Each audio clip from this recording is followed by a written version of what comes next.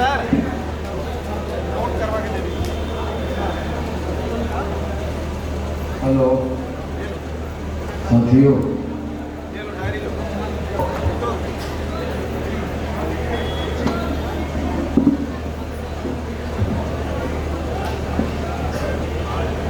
भारतीय विद्यार्थी मोर्चा और युवा मोर्चा, बेरोजगार मोर्चा, ये जो संगठन है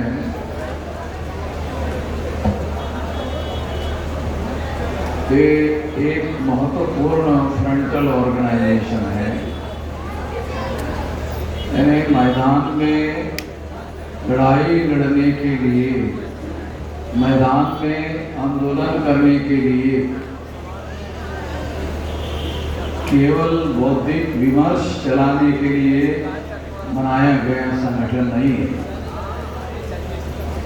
विद्यार्थी मोर्चा, युवा मोर्चा, बेरोजगार मोर्चा उससे संबंधित तमाम संगठन एक फ्रंटल ऑर्गेनाइजेशन है। यानी फ्रंट में, मैदान में संघर्ष करने के लिए, लड़ाई करने के लिए बनाया गया संगठन है। ये हमें समझना होगा। ये कोई बौद्धिक विमर्श करने के लिए बनाया गया संगठन नहीं है, केवल मात्र चर्चा करने के लिए बनाया गया संगठन नहीं है। ये मौलिक बात हम लोगों को ध्यान रखना है। हमें बौद्धिक विमर्श करना जरूरी है। बौद्धिक विमर्श हमारा लक्ष्य नहीं है। विद्यार्थी, युवा, बेरोजगार संगठन, ये संगठन आंदोलन करने के लिए बनाया गया संगठन है। तो पहले तो ये बात ध्यान रखना है। ध्यान क्यों रखना है? क्योंकि हम जिस मकसद के लिए इकट्ठा हो रहे हैं वो बात हमेशा हमारे मन मस्तिष्क में रहनी चाहिए, निरंतर हमारे दिमाग में रहनी चाहिए। हमारी लड़ाई एससी, एसटी, ओबीसी, माइनॉरिटी के लोगों की लड़ाई इस देश में कोई संगठन नहीं लड़ रहा है, न लड़ने वाला है। उनके एजेंडे में हमारे समस्याओं की प्राथमिकता नहीं है। और अगर ऐसा हो गया होता तो आजाद भारत में इन समस्याओं का 75 साल हो रहे हैं, समाधान हो गया होगा। 25 साल में 100 साल पूरे हो जाएंगे। आने वाले 25 साल में 100 साल हो जाएंगे। कुछ नहीं हुआ। तो इसलिए हम लोगों को संगठित होना लक्ष्य नहीं है। संगठित होकर संगठित शक्ति का उपयोग बदलाव के लिए, परिवर्तन के लिए करना है। दूसरा ये काम करने वाले नहीं है, दूसरे लोग ये काम करने वाले नहीं है। हम लोग इस देश में वर्ण व्यवस्था से पीड़ित है, जाति व्यवस्था से पीड़ित है, अस्पृश्यता से पीड़ित है। आदिवासियों को जिस तरह से सेग्रीगेट किया गया, जंगलों में रहने की मजबूर किया गया, पिछड़े वर्ग के लोगों पर शुद्रत्व थोपा गया, तो हमारी लड़ाई कोई और लड़ने वाला नहीं है। वो लोग तो बिल्कुल भी लड़ने वाले नहीं हैं जिन्होंने इसको थोपा, वो तो थोपने वाले लोग। तो एक बात ध्यान रखना है, कभी नहीं भूलना है। दूसरी महत्वपूर्ण बात यह है कि इस आंदोलन का नेतृत्व हमें ही करना है। इस आंदोलन का नेतृत्व जिन्होंने इस देश में परिवर्तन को रोक कर रखा है, उन लोगों को कभी भी इस आंदोलन का नेतृत्व करने नहीं देना है। इस आंदोलन का नेतृत्व एससी, एसटी, ओबीसी, माइनॉरिटी के लोगों को ही करना है। और भविष्य में विद्यार्थी, युवा, बेरोजगार और इससे संबंधित संगठन के लोगों को तो प्राथमिकता में ये काम करना है, क्योंकि ये संगठन हमने भविष्य का नेतृत्व करने वाला कारखाना है। ये एक फैक्ट्री है जहां हम लीडरशिप डेवलप कर रहे हैं। भविष्य में हमारे समाज का जो विशाल आंदोलन हम लोग खड़ा करना चाहते हैं, उसके लिए हमें नेतृत्व चाहिए। हमारा नेतृत्व दूसरे लोगों को करने के लिए नहीं दिया जा सकता। एससी, एसटी, ओबीसी, माइनॉरिटी के लोग ही इस देश में वर्ण व्यवस्था के, जाति व्यवस्था के, अस्पृश्यता के, आदिवासियों के सेग्रीगेशन के, महिलाओं की दास्ता के और शूद्रत्व पिछड़े वर्ग पर थोपा गया उसके विरोध के आंदोलन का नेतृत्व हमारे ही लोगों के हाथ में है। दूसरे लोगों को यह नेतृत्व नहीं दिया जा सकता। ये बात इसलिए मैं कह रहा हूं कि हमारे तमाम एससी, एसटी, ओबीसी, माइनॉरिटी के लोग ऐसे संगठनों में केवल जिंदाबाद मुर्दाबाद का नारा लगाने के लिए रखे जाते हैं। उनको कभी नेतृत्व करने की जिम्मेदारी नहीं दी जाती। ये संगठन हमने नेतृत्व करने के लिए और नेतृत्व करने वाले लोगों का हुजूम तैयार करने के लिए 125 करोड़ लोग हम हैं इस देश में। 142 करोड़ से ज्यादा लोग हो गए भारत में हमारे संख्या। उस संख्या में 125 करोड़ लोग हम हैं,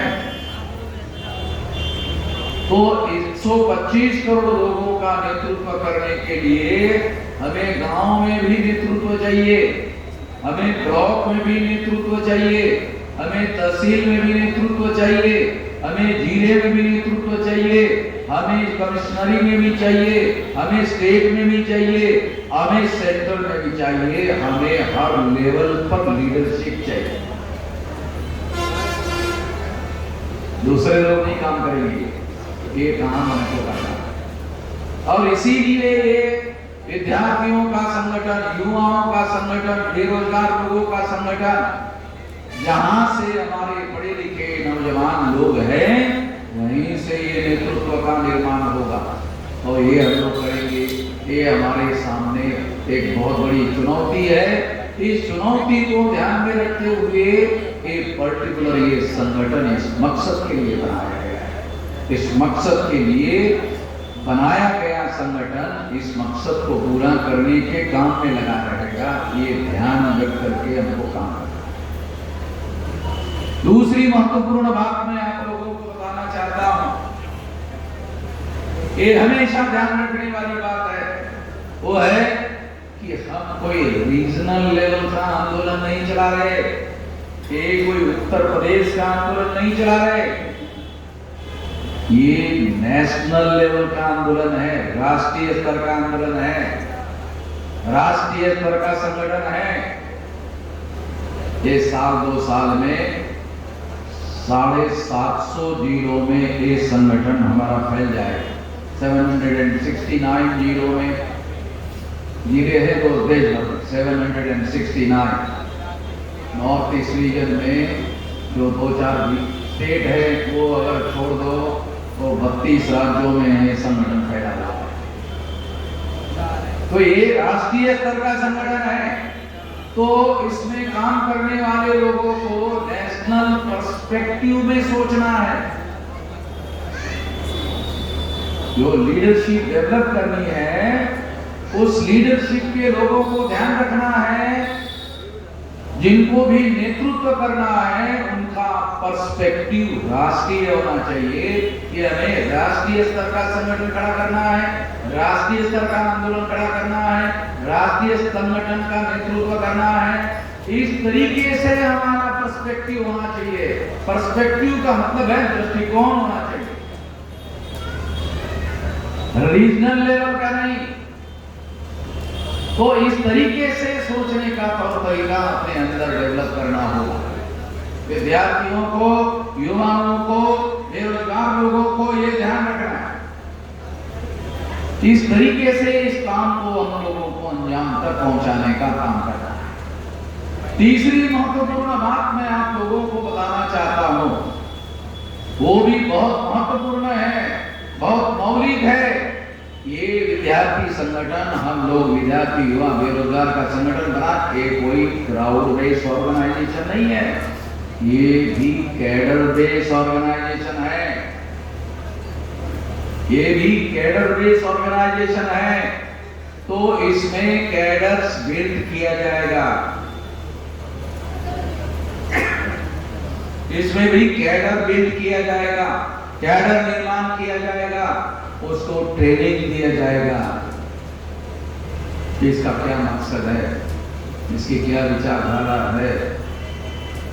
जब कोई हम विचारधारा की बात करते हैं तो हमारे लोग ज्यादा से ज्यादा बाबा साहब अम्बेडकर का नाम लेते हैं। तो पूछो कौन सी विचारधारा है? बाबा साहब अम्बेडकर की विचारधारा। तो बाबा साहब अम्बेडकर की विचारधारा की कोई विशेषता बता? नहीं बता। बाबा साहब अम्बेडकर की विचारधारा, बाबा साहब अम्बेडकर जिंदाबाद, ऐसे थोड़ी हो। आपको विचारधारा की विशेषता समझ में आना चाहिए, क्योंकि जब तक विचारधारा की विशेषता समझ में नहीं आएगी, ये दूसरी विचारधाराओं से अलग विचारधारा है तो विशेषताओं से प्रमाणित होगी। वो विशेषता आपको डिफरेंशिएट करती है दूसरों से, हमारा अलग नहीं। हमारे कम्युनिस्टों के संगठन से अलग है, बीजेपी के संगठन से अलग है, कांग्रेस के संगठन से अलग है, ऐसा कहने से नहीं चलेगा। आपकी विचारधारा भिन्न होनी चाहिए, विचार और व्यवहार में वो दिखनी चाहिए, केवल बोलने में नहीं, विचार और व्यवहार में होनी चाहिए।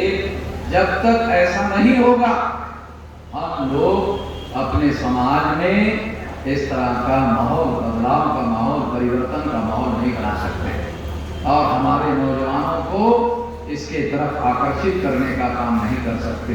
युवाओं को, बेरोजगारों को, विद्यार्थियों को आकर्षित करने का काम नहीं कर सकते, क्योंकि तमाम हमारे विद्यार्थी महाविद्यालय में पढ़ते हैं तो इसी तरह से पिछड़ों को बने रहते हैं, उनके पीछे पीछे घूमते रहते हैं, पिछड़ों को बनकर घूमते रहते हैं। तो पिछलग्गू बनकर डूबने से स्वाभिमान का सिद्धांत महत्वपूर्ण है, स्वावलंबन का सिद्धांत महत्वपूर्ण है। स्वाभिमान, स्वावलंबन, ये सिद्धांत महत्वपूर्ण है। एक स्वाभिमान, स्वावलंबन केवल शब्द नहीं है, ये हमारे जीवन में एक दूसरे किस्म का बदलाव लाने की विचारधारा है। दूसरों से हम लोग भिन्न हैं, हम किसी के पिछलग्गू नहीं है, तो आपके अंदर स्वाभिमान होना चाहिए, स्वावलंबन होना चाहिए। स्वावलंबन का मतलब है अपने लोगों को ही अवलंबन करने का, अपने उद्देश्य, विचारधारा, कार्यक्रम ये हमारा होना चाहिए, वो दूसरों से भिन्न होना चाहिए। और वो दूसरों से भिन्नता हमारी जरूरतों के मुताबिक होना चाहिए, हमारी आवश्यकता के मुताबिक होना चाहिए। क्योंकि हमारी समस्याएं वर्ण व्यवस्था की वजह से पैदा हुई, जाति व्यवस्था की वजह से पैदा हुई, अस्पृश्यता की वजह से पैदा हुई, आदिवासियों को सेग्रीगेट करने से पैदा हुई, महिलाओं को दास बनाने से पैदा हुई, शूद्रत्व पिछड़े वर्ग के लोगों पर थोपने की वजह से पैदा हुई। अगर ये समस्याएं इससे पैदा हुई है तो निश्चित रूप से इसकी विचारधारा, इसका उद्देश्य, इसका कार्यक्रम अलग होना चाहिए, भिन्न होना चाहिए। तो ये भिन्नता हमारे विचार और व्यवहार में दिखनी चाहिए, ये बहुत महत्वपूर्ण बात है। तो ये बातें मैं खास तौर पर आप लोगों को बताना चाह रहा था, और ये बातें ध्यान में रखते हुए हम लोगों को समझना, जानना जरूरी है। इसमें जो विषय रखे हुए हैं, जैसे राष्ट्रीय स्तर की बेरोजगारी पैदा करके ईवीएम के मुद्दे से जनता का ध्यान भटकाना, सामाजिक प्रबोधन के बगैर राजनीति और धार्मिक दंगों में हो रहे युवाओं का इस्तेमाल। तीसरा है देश में लोकतंत्र जिंदा रखने के लिए देश में चुनाव मुक्त, निष्पक्ष और पारदर्शी होना चाहिए। तो ये जो लास्ट विषय है, इस पर बात कहकर अपनी बात समाप्त करना चाहता हूँ, क्योंकि मुझे बंगाल जाना है।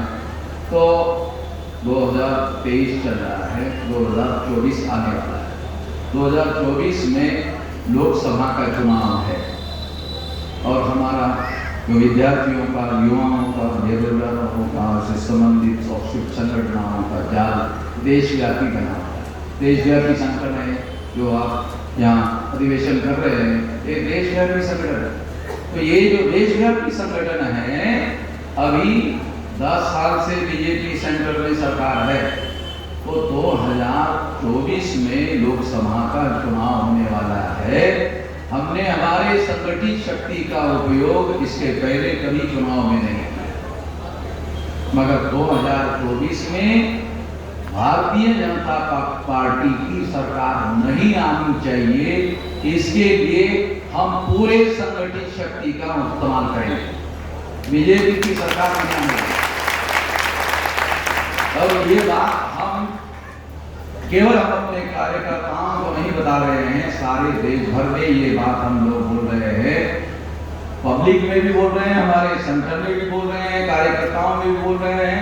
सारे देश भर में हम अपनी ताकत जो है, बीजेपी की सरकार 2024 में नहीं आनी चाहिए, इसके लिए हमारी संगठित शक्ति का उपयोग करेंगे। साथियों, अभी हमारे पास में इतनी ताकत नहीं है कि हमारा आदमी चुनाव लड़ ले तो अपने बलबूते पर चुनाव जीत जाए, इतनी अभी हमारी ताकत नहीं है।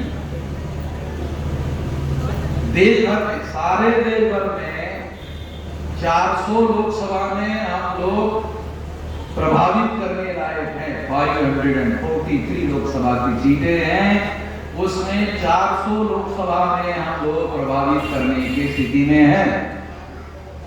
400 लोकसभा को प्रभावित कर सकते हैं। इसमें एक भी सीट ऐसी नहीं है जब हम अपने बलबूते पर चुनाव जीतने लायक है। ये हमारी आंतरिक ताकत हमें मालूम होना चाहिए और हमें मालूम है। तो हमें अपनी रणनीति बनानी होगी। जब ऐसी परिस्थिति है तो हमें रणनीति बनाकर काम करना होगा।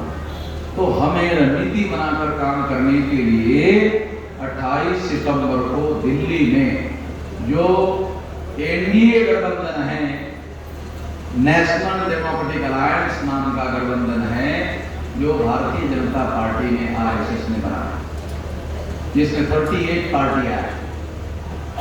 38 पार्टियों में 25 पार्टियां ऐसी है जिसका एक भी मेंबर पार्लियामेंट नहीं है, और बहुत सारी पार्टियों ने आज तक चुनाव भी नहीं लड़ा।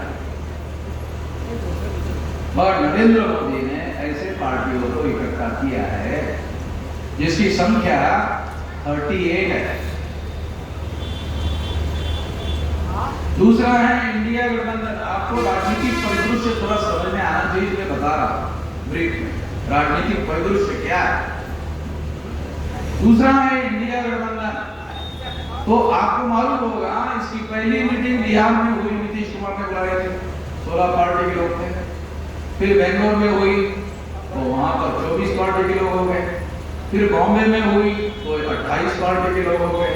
तो एक तरफ 38 पार्टी के लोग हैं, दूसरी तरफ 28 पार्टी के लोग। ये दो गठबंधन हो गए।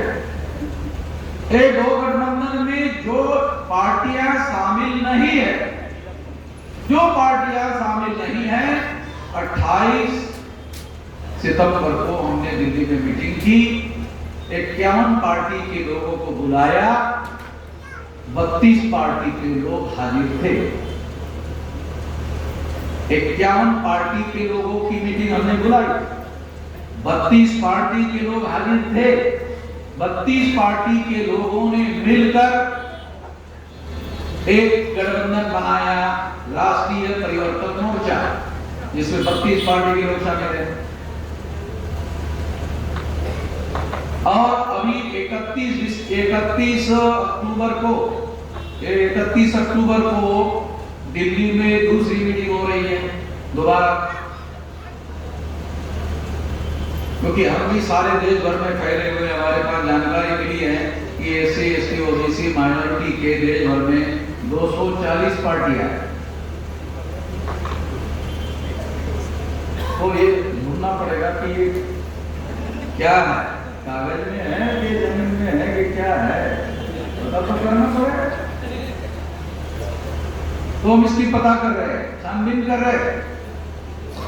तो अभी हम लोग 31 तारीख को तमाम पार्टी के लोगों को बुला रहे हैं। हो सकता है 100 पार्टी से ज्यादा लोग ये तारीख को 31 तारीख को उसमें शामिल हो। तो ये छानबीन करेंगे और इनका एक मोर्चा जैसे हमने पहले ही बनाया हुआ है तो उसकी ताकत बढ़ाएंगे। तो पहला तो हमारा पहला मकसद है कि इन लोगों को राजनीति में भी आसानी से कब्जा नहीं करने देना है। कम से कम इन लोगों को आसानी से कब्जा नहीं करने देना। पहली बात तो ये हम लोगों को ध्यान रखना है। दूसरी बात हमको ये ध्यान रखना है कि हमारा अपना इंडिपेंडेंट विकल्प होना चाहिए। तो हमने इसके लिए तीसरा मोर्चा गठित किया है। हमारे लोगों को परिवर्तन चाहिए तो इसलिए मोर्चे का नाम रखा राष्ट्रीय परिवर्तन मोर्चा। परिवर्तन चाहिए हमारे, तो राजनीतिक में भी परिवर्तन चाहिए, समाज में भी चाहिए, तमाम जगह पर परिवर्तन चाहिए। तो ये काम हम करेंगे और एक मेंबर पार्लियामेंट चुनकर भेजने का कोई मीनिंग नहीं है। किसी मकसद के लिए मेंबर पार्लियामेंट चुनकर जाना चाहिए, किसी उद्देश्य के लिए, विचारधारा के लिए जाना चाहिए, तो उसका कोई मतलब।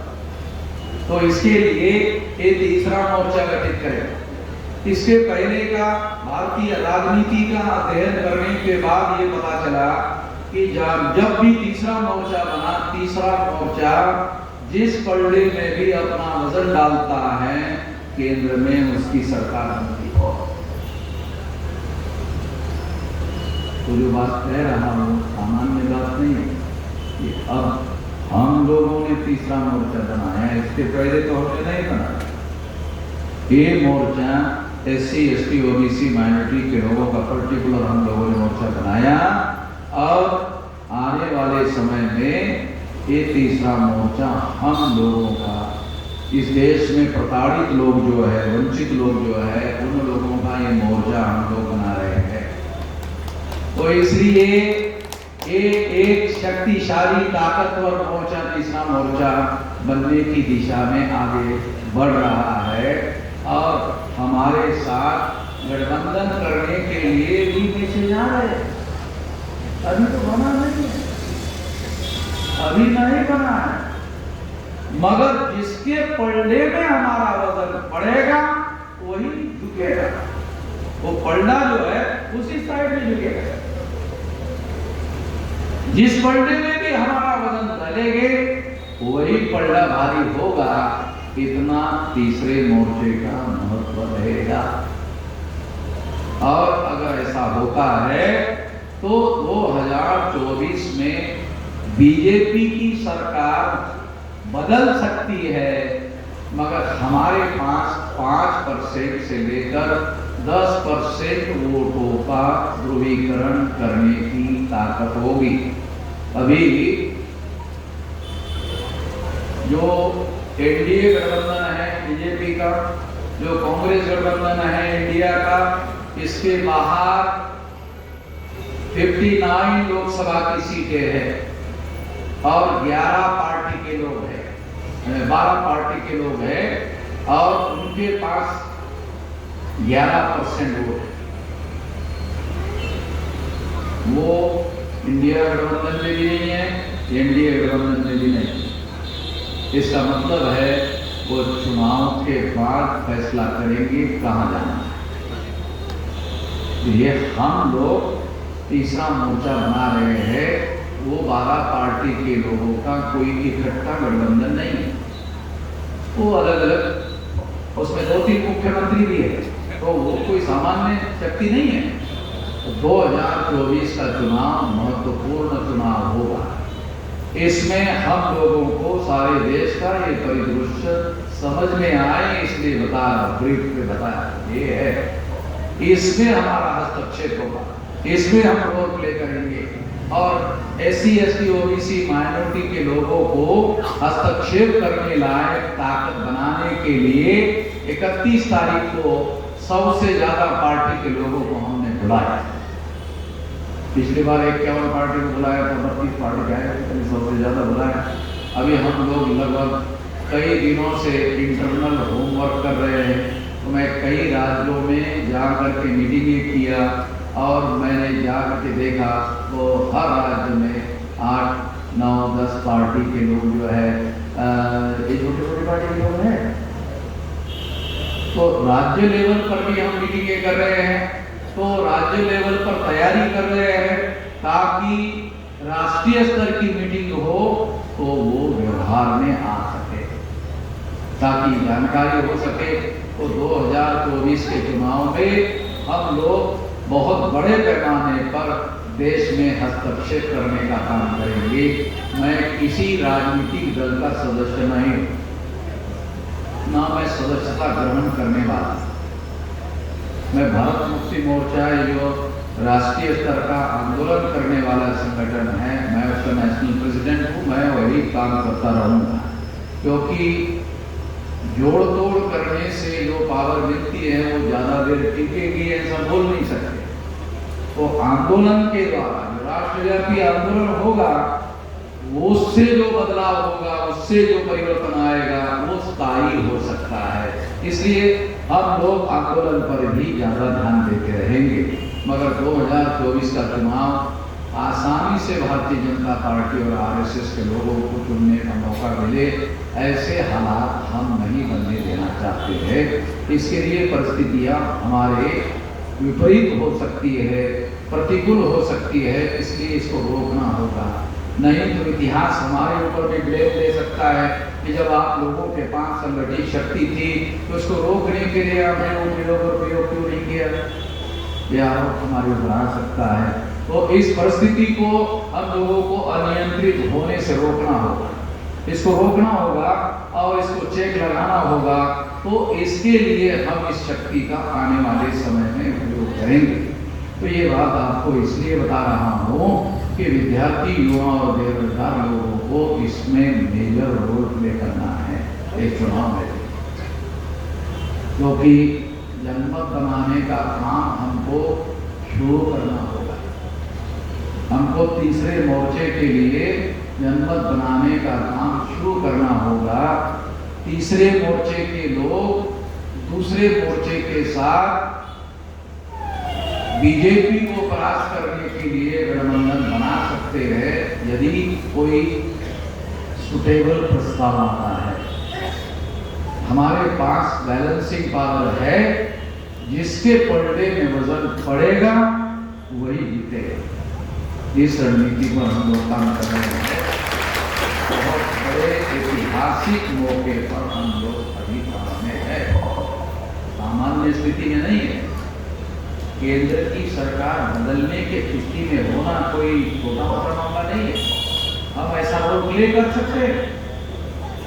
इतनी बड़ी ताकत जो है 5% से लेकर 10% वोटों को हम लोग मोबिलाइज कर सकते हैं और चुनाव में हार जीत आधा %, 1%, 1.5%, 2% से होगी। बहुत बड़ा टकराव वाला चुनाव होगा। तो ये आने वाले समय में हम लोगों को ध्यान में रख के काम करना है।